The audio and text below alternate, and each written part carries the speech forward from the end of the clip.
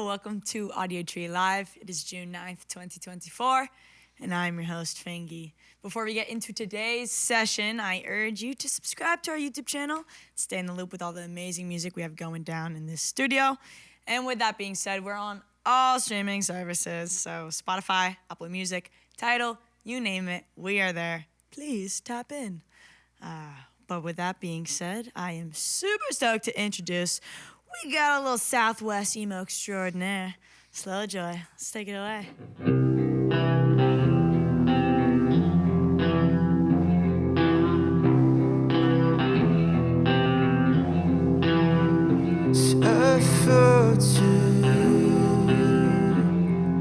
Crawling under my skin just before your lips filled your tongue with poison.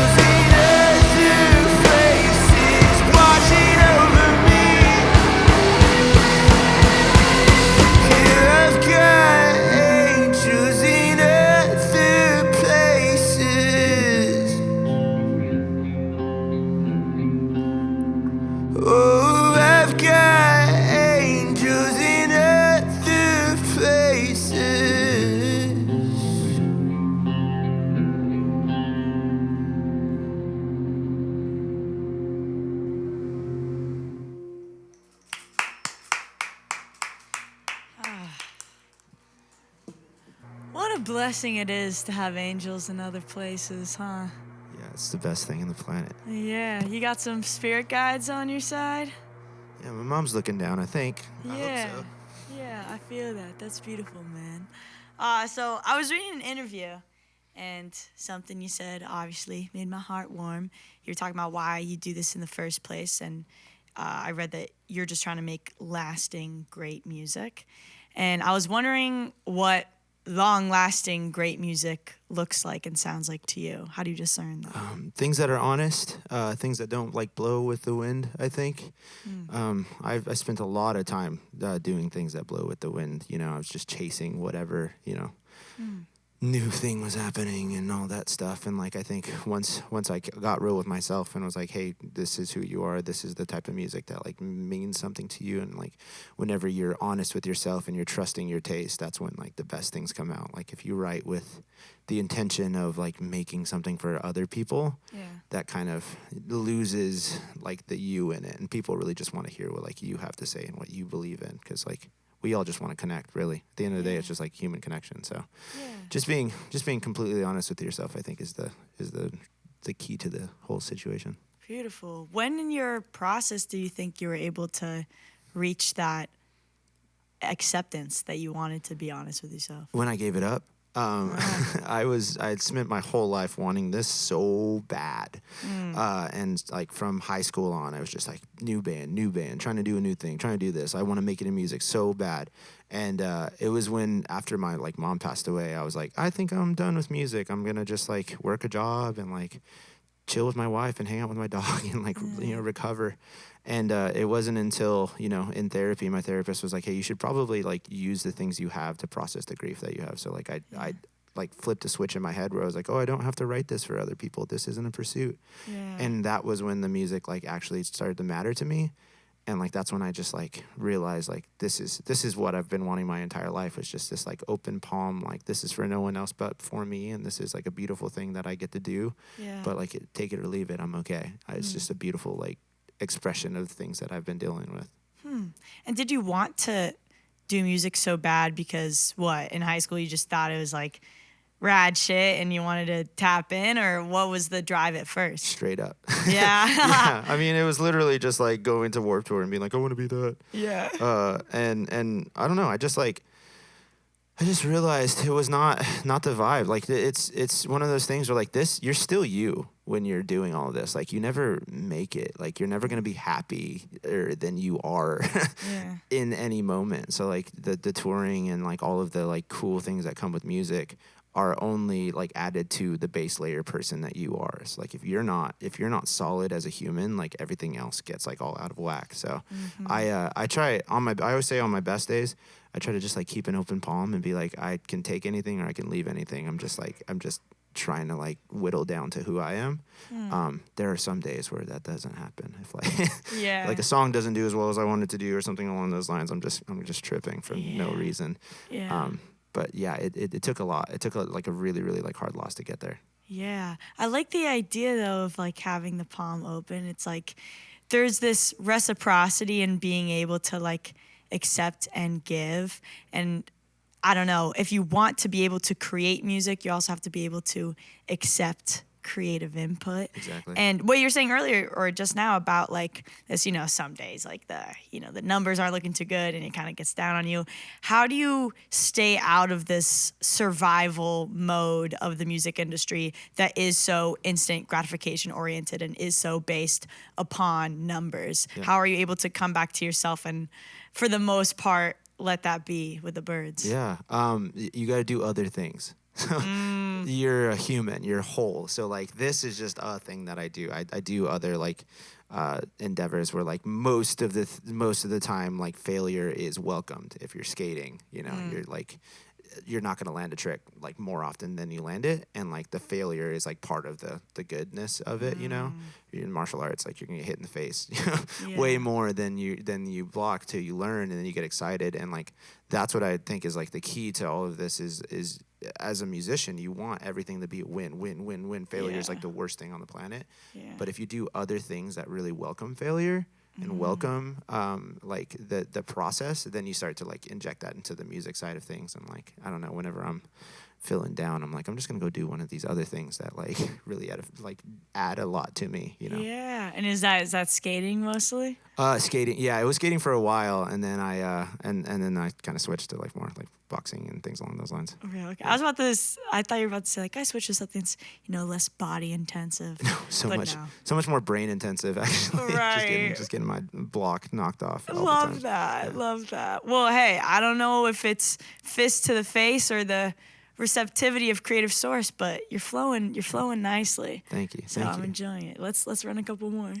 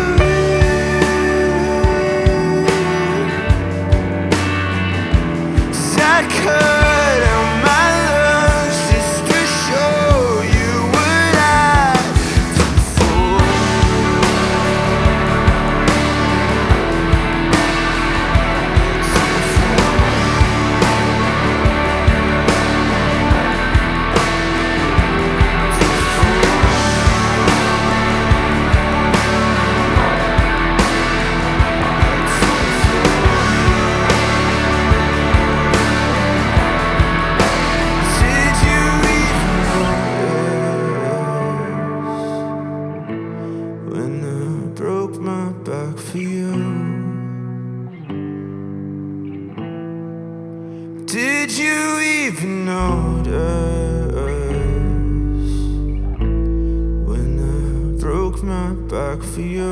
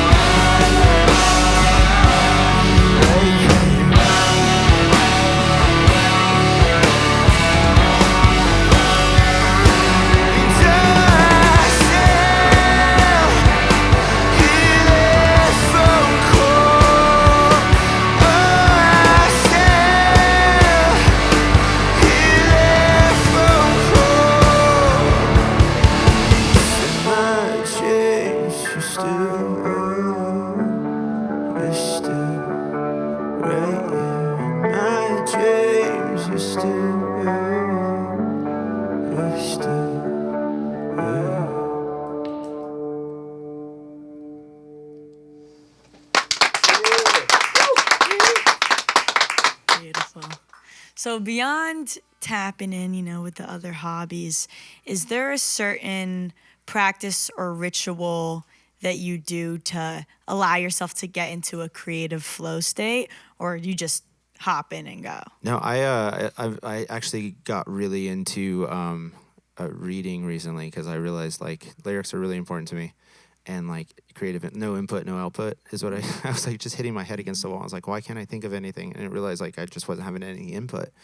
So I have like a huge ritual. It takes hours, but I'll go to a coffee shop and I'll sit and I'll meditate like for a minute, and people look at me weird because my eyes are closed and I'm just there. And then it's like I'll try to stretch it. So I'll start a minute and I'll turn to 2 minutes, 3 minutes at my best, and then I'll read some poetry. just like as much poetry as I can, and just like try to take in as much, and then just write for as long as I can. Just open source writing, just trying to get everything out there, trying to clear, the pipes. And then when I get back home, I just try to stay in that state of play, because like that is kind of where creativity comes from, is like just like having fun. Like I've really been like messing with the Creative Act, Rick Rubin's book. Oh yes. Yeah, it's so good. And he just talks about like a child like having fun. It was like playing with stuff is like, that's like the most creative you can possibly be. And I like really try to stay in that state whenever I'm like writing. But like it takes all of the pre-steps to get there. Yeah. There were days when I was writing the record where I was like, I'm just gonna jump in. Yeah. And I jump in, not possible, can't do it. It takes all of that like that sewing to get there. And sometimes you don't get it. You just got to be open to whatever the universe is gonna send you that day. Yeah. But mostly just like playing, Beautiful. And how long did that take for you to figure out that was your way? I'm 31 now, so 30 years. Holy shit, dude. It took forever. It was just wheeling it into existence. I honestly, it's my fault though, because like I just was like always taking the hard way out and not like learning about this thing, because like creativity is like a muscle, and like all of this stuff is like things that you can learn how to do better if you just like listen to like really smart people like Rick Rubin and like Questlove's book and like all these like books of people who are like great. I don't know, we tend to think of creativity as this like mystical thing that's out here that we can't grab, but it's there. You just gotta work that muscle and like learn how to like tune in, Yeah, and it's like a relationship too. 100%. I was just watching a video that was like, you can't expect creativity and music to show up for you if you don't show up for it. Exactly. How has your relationship been with making music in the past, since I guess that therapy session when you locked in? Was that when you actually took it seriously, like, okay, let me nurture this, or was it a little later? No, it was I think it was then. Since that point on, it kind of is like in that place of like God to me almost. Like it's like this like really like spiritual thing to me that's like important and matters. I think before it was like, what do I have to do to make it? Yeah. And now I'm like, take it or leave it. This thing's always staying with me. This is like a special thing that I get to enjoy, and like always like just staying thankful for like, thank you for this moment that I get to enjoy with people. Yeah. I want to hear your opinion. Do you think that has to do with just a little bit of that frontal lobe solidifying? I'm 24. I'm coming around the corner. Totally. And I was talking to a friend who's 26, and they're like, dude, once I like locked in up here, I realized that it's not this like headless chicken situation where you're running around trying to do everything and think about the things you need to do, and you can actually kind of have a little more foresight. Totally. Is that part of it, you think? Absolutely. No, I think once you like really lock into who you are, then you can do everything else, because you're not like starving, Like usually, like if you're in like a survival state, you can't think about like, if you're in a survival state, you can't think about like going to the gym today or that like crazy stuff. Like you have to eat food. Like that's what you have to do. And I think like nourishing as like a human, like you can't get into the other stuff until like you lock in like who you are, and then you can add the creative layers, then you can add all these other things. But like you got to get out of that for survival, like what am I, who am I stuff. But I also like think there is like a lot of beauty to be made when you're in there. So I think for me, once I like locked in, like once my brain was like fully developed, I think I found a new wave. Beautiful. And I mean, this might be a more rhetorical food for thought, but who are you? Do you have a running definition for yourself? I'm just a guy. That's really it is. Just a guy doing the things that he's interested in. Beautiful. I like that. Just a guy. And also, I was wondering, how were you able to get into music? Because I know that you grew up in a religious household, so there was a level of circumnavigation you had to do to listen to the things you wanted to listen to. Sure. What was that looking like? It was crazy. So my mom had it worse than me, because she was like a pastor's kid. I was like a pastor's grandkid. So it was really tough. I wasn't allowed to listen to anything. I wasn't allowed to like watch like Pokemon or anything crazy. Like it was weird. But I mean, it was all done in like, they and what they believed. But it took time for me to like come like as I got older, the strains got less and less and less. And then like once I like finally left the house, I was like, I can actually listen to anything I want. So everybody makes fun of me, but I just hit like a Nirvana phase like in the last 2 years. Yo, let's go. Huge. Like, and it's cool. It's kind of like, in a way, it's a little bit of like a blessing because like I get to be like an adult and listen to this music and not be like some like kid who's just like, this is my dad's music kind of thing. It's like, this is my music. So, I mean, when I did the Beatles, like I got to like listen to the Beatles as an adult and like understand them fully. And that was like awesome. I think that part is cool. The like not being able to listen to music. I think the only record I got to sneak early on before like, you know, you could like sneak them onto your MP3 player with like LimeWire and stuff like that was like Taking Back Sunday album. Cause I was like, it says Sunday. See, it's like a Christian band. Yeah, and it worked. Yeah, but yeah, it was definitely an interesting way to grow up. Yeah, wow, that's wild. Do you think that has anything to do with how you're able to sit in a more comfortable pocket with delayed gratification? Yeah, I think so. I mean, I think the other thing is, it helps me. It helps me sit in the pocket, and also like it's funny because even though I wasn't allowed to listen to a lot of music, music was a massive part of my family's life. Like everyone in the family like played an instrument, so like that was part of it, and like everybody like was like really into discipline and like learning the thing. So like I think it was just instilled into me. Like it was kind of more of the family thing than the religion thing that did that. So and it, again, is like inwards to then go outwards. It's cool that you learn music through doing and practicing first. Yeah, absolutely. Hell yeah. And it's translated, man. I Thank love you so much. it. Yeah. Thank you. Let's do a couple more.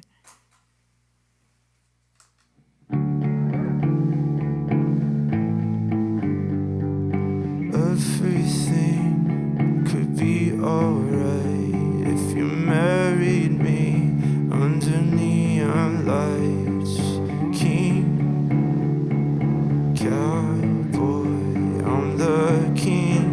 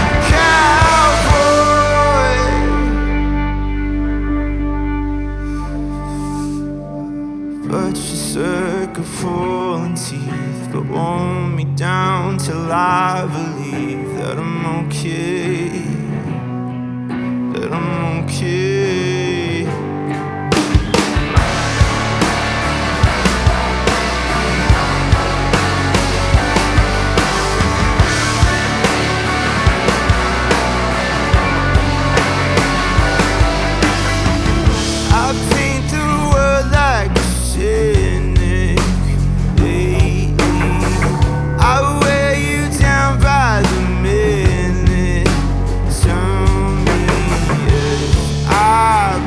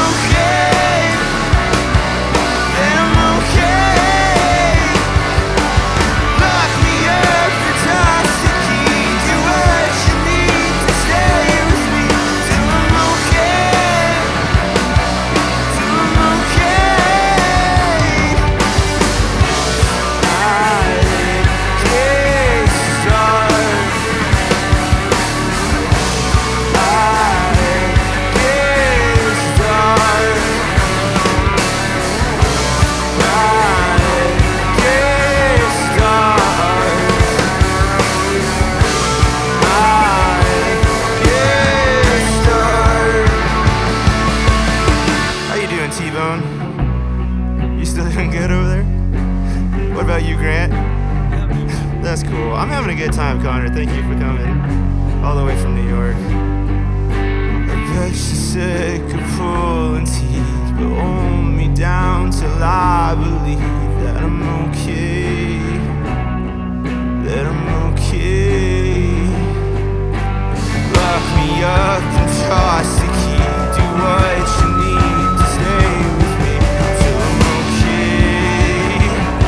Until I'm okay. Bet you're sick of pulling teeth, but hold me down till I believe that I'm okay. That I'm okay. Lock me up and toss the key. Do what you need to stay with me till I'm okay. Till I'm okay.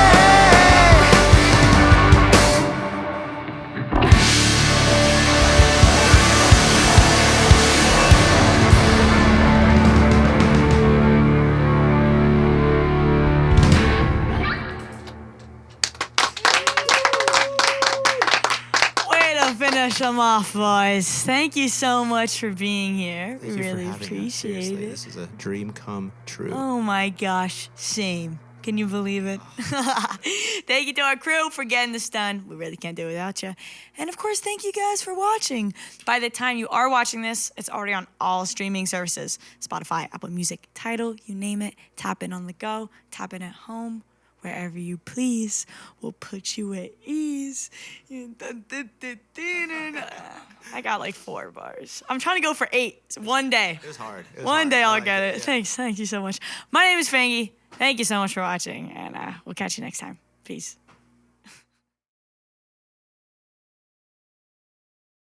All right, so you guys want to do it for real now?